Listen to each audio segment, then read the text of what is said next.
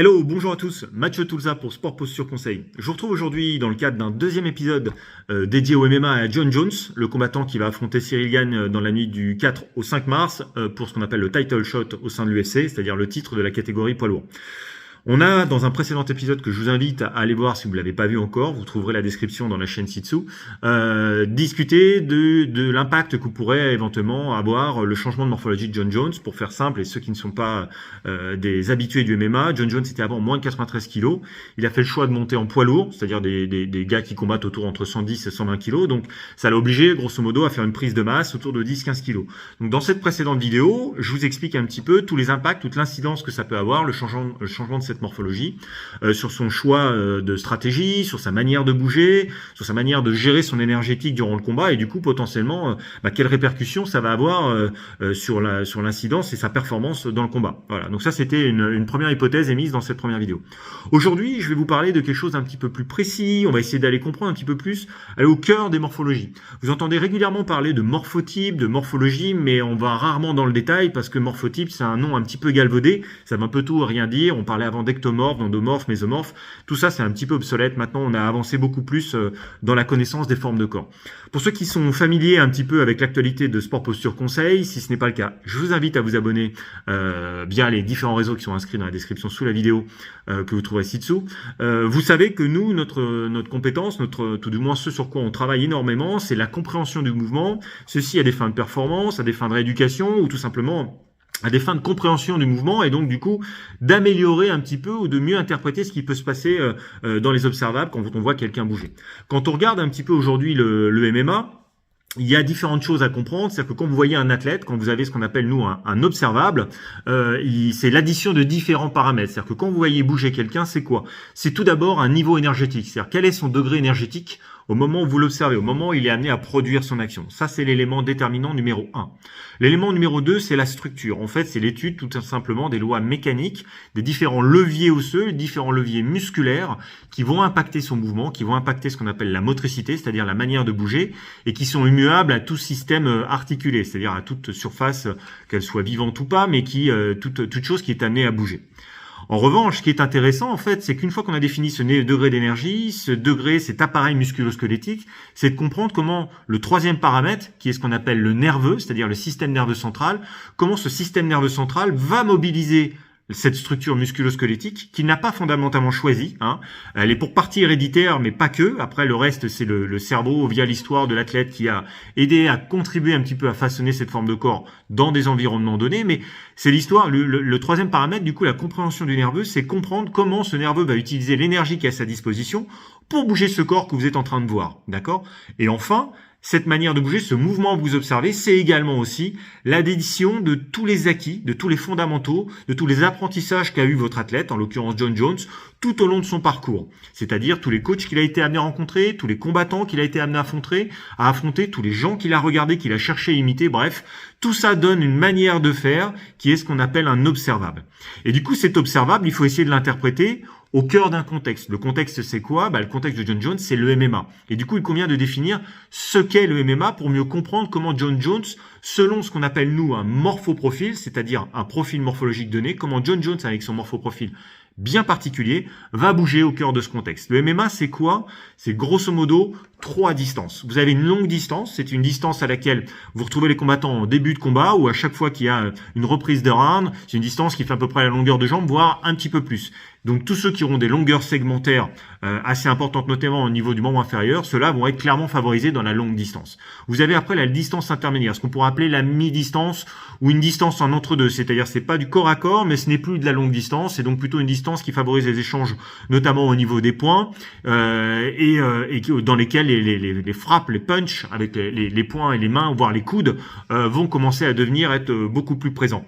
Et enfin, vous avez la distance rapprochée. Donc la distance rapprochée peut à la fois s'exprimer debout, en statique, donc à un moment où les athlètes sont amenés à continuer à lutter contre la gravité avec leurs appuis terrestres, mais également à échanger du coup des coups en proximal. C'est-à-dire c'est souvent annexé de crochets, tentatives d'étranglement, des coups de coude, bref, tout ce qui a trait tout du moins à la maîtrise du combat, lorsque les deux combattants sont au corps à corps. Donc on retrouve le catch control, on trouve clairement le clinch, bref, vraiment la lutte debout comme pourraient le faire tout simplement deux reptiles qui sont deux lézards. Vous avez déjà vu des lézards se battre entre eux, ils sont collés l'un à l'autre et en permanence ils essayent de s'imposer l'un à l'autre. Puis cette courte distance, cette distance rapprochée peut s'exprimer tout simplement au sol. Et là on arrive vraiment à tout ce qui est aspect de travail sol, où les contraintes sont exactement les mêmes, c'est-à-dire à arriver à imposer ces techniques de jambes, ces techniques de bras, des clés de coude, des clés d'épaule, des étranglements, bref, une véritable lutte, mais où là, clairement, selon les longueurs segmentaires, selon la manière de faire, il va y avoir des façons, des observables qui vont complètement différents selon les athlètes que vous êtes en train de regarder. Maintenant, quand on revient à Jon Jones, pour définir concrètement Jon Jones, c'est quoi? C'est l'athlète aujourd'hui c'est un athlète qui fait 1m93, mais c'est l'athlète aujourd'hui qui a l'allonge, c'est-à-dire l'envergure de bras, considérée comme la plus grande de toute l'histoire de l'UFC. C'est-à-dire, il fait à peu près 2m15, il a égalité avec un combattant qui, lui, fait 2m13 et ils ont tous les deux la même envergure, c'est-à-dire 2m15 d'envergure de bras. C'est gigantesque. Cette envergure, elle caractérise du coup la longueur des deux bras mis bout à bout, mais également la longueur d'épaule. Donc, il faut toujours se méfier un petit peu de cette envergure, mais on va rester simple, on va rester sur une envergure de 2m15. La longueur de jambe de Jon Jones, c'est quoi? C'est 1m14. Donc c'est considérable aussi, ça veut dire quoi? Que sur 1m93, il y a 1m14 qui est dédié à une longueur de jambe. Souvenez-vous, la longue distance, c'est très propice à un travail de jambes, donc c'est potentiellement des zones dans lesquelles Jon Jones va être facile. Et enfin, la longueur de buste de Jon Jones, c'est vraiment une longueur de buste qui est plutôt courte. Elle représente grosso modo 40-41% de sa taille globale. Donc nous, quand on travaille sur les morphologies, quand on travaille sur ce qu'on appelle les profils ou les morphoprofils, ça c'est des profils morphologiques donnés, on travaille sur ces ratios, différents ratios corporels, longueur de jambes, longueur de buste, longueur de bras, pour comprendre quelle est la compétence d'une structure dans sa manière de bouger. C'est-à-dire quelle va être l'aptitude potentiellement de Jon Jones à fléchir, à aller travailler en bas, à travailler en haut, à travailler à mi-distance, à longue distance.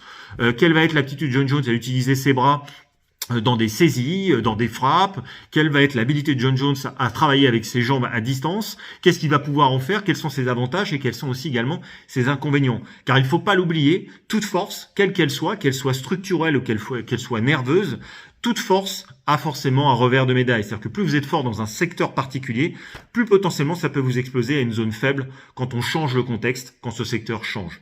Et ça, c'est très important de comprendre un petit peu cette approche conceptuelle au départ pour ramener au concret. Donc Jon Jones, c'est ce que nous, on appelle un morphoprofil araignée. Une araignée, c'est quoi? C'est quelqu'un qui, comme vous l'imaginez, tout simplement, a un buste relativement court et a des segments, c'est-à-dire distaux, pour interagir à distance, donc les bras et les jambes extrêmement longs. Quand on regarde le contexte du MMA, tel qu'on vient de le définir, c'est très avantageux, notamment pour tout ce qui est sport de striking, c'est-à-dire des frappes à distance, pour la maîtrise de la distance, pour essayer de pas être frappé au niveau de la tête, au niveau du corps.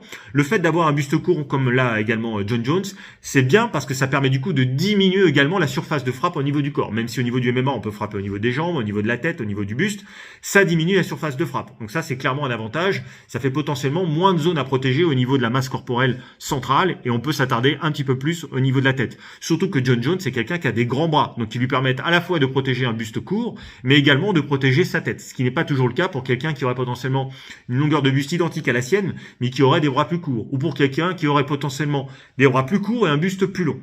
Si on regarde de l'autre côté, rapidement, parce que c'est pas le but de cette vidéo, Ciryl Gane, Ciryl Gane, c'est quoi?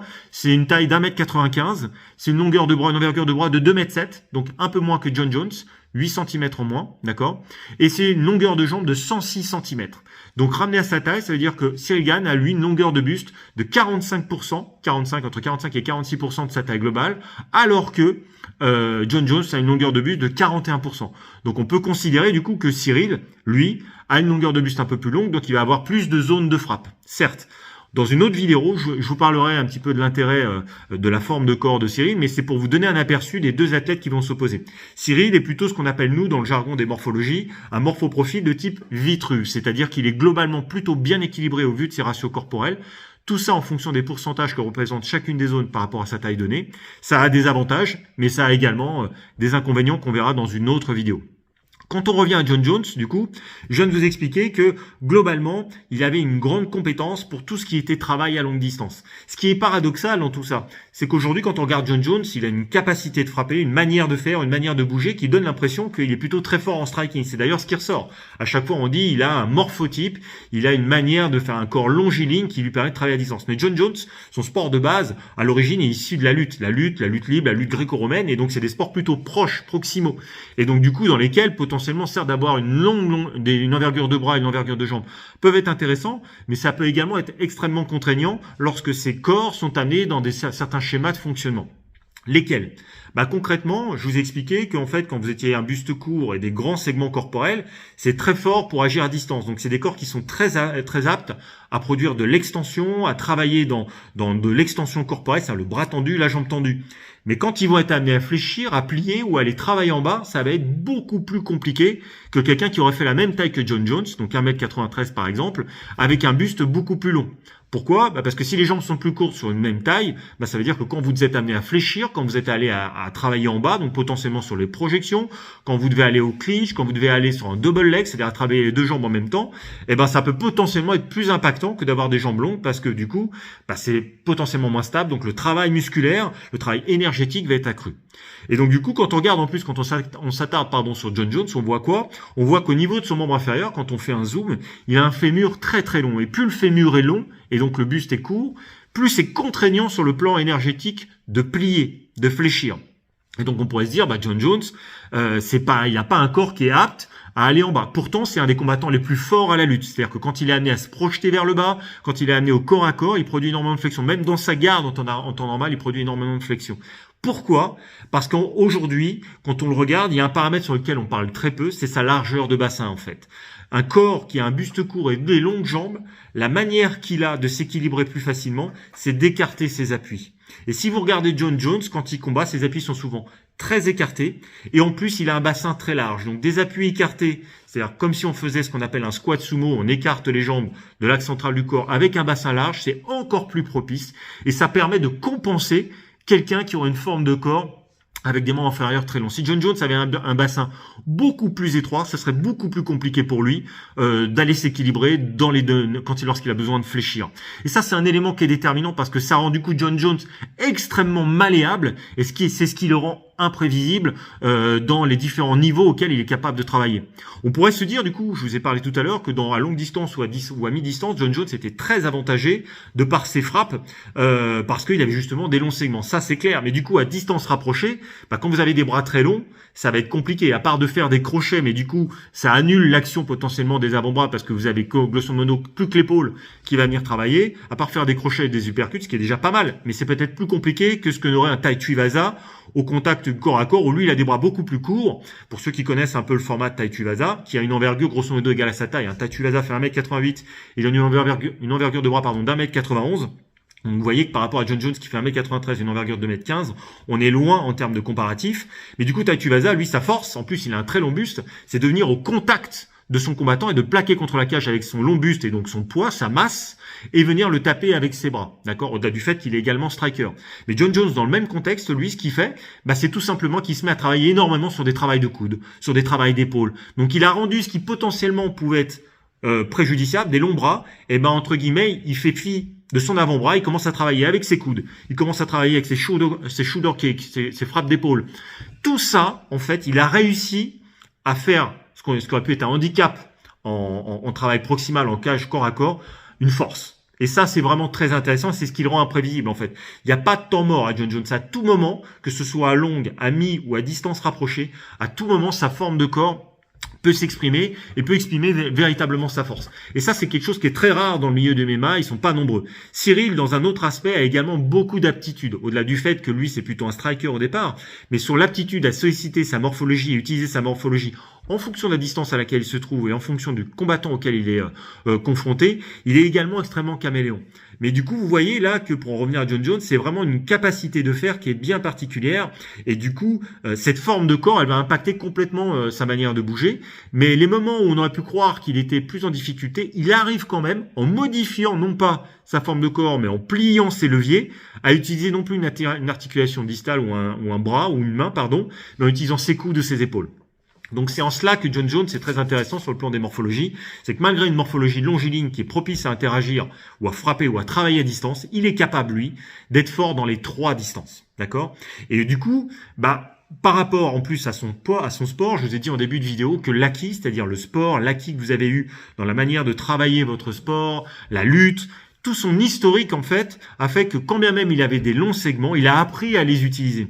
Et donc, quand il est au niveau de la lutte, ces longs segments corporels, ses bras lui permettent d'enrouler ses bras autour des masses centrales de son adversaire. Ses jambes lui permettent de s'enrouler autour des jambes de son adversaire. Ses bras, ses avant-bras permettent de glisser sous le cou et pour aller tenter des guillotines. Lui permettent également de travailler du fait de ses longs segments articulaires.